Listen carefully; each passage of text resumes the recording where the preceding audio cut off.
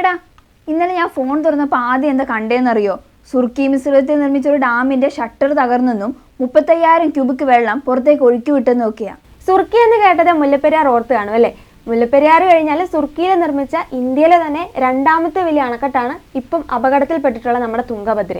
എടാ, സുർക്കി മിശ്രിതം സുരക്ഷിതമാണെന്ന് പറയുന്നവർക്ക് പോലും ഒരു അടിയായിരുന്നു 2016 മഹാരാഷ്ട്രയിലെ മഹാട്ടിയിൽ നടന്ന പാലം ഒലിച്ചുപോയ സംഭവം. 88 വർഷം പഴക്കമുള്ള ഈ പാലം നിർമ്മിച്ചതും സുർക്കി മിശ്രിതത്തിലായിരുന്നു. അങ്ങനെ നോക്കിയാൽ 129 വർഷം പഴക്കമുള്ള നമ്മുടെ മുല്ലപ്പെരിയാറും ഒരു മുന്നറിയിപ്പ് തന്നെയാണ് നമുക്ക് തരുന്നത്. പിന്നെ തുംഗഭദ്രയുടെ 33 ഷട്ടറുകളിൽ ഒരെണ്ണം മാത്രമേ പൊട്ടിയുള്ളൂ എന്ന് പറയുന്നതിൽ വലിയ കാര്യമൊന്നുമില്ല. 1-2 ദിവസത്തിനുള്ളിൽ ഈ 33 ഷട്ടറുകൾ തുറന്ന് 2 ലക്ഷം ക്യൂബിക് വെള്ളമാണ് പുറത്തേക്ക് ഒഴുകിയത്. അതുകൊണ്ട് മാത്രമാണ് ആ അണക്കെട്ട് ഇപ്പോഴും നിലനിൽക്കുന്നത്. പക്ഷെ തുംഗഭദ്രയുടെ പേരും പറഞ്ഞേ നമുക്ക് മുല്ലപ്പെരിയാറിന് ഒന്നും പറയാൻ പറ്റത്തില്ല.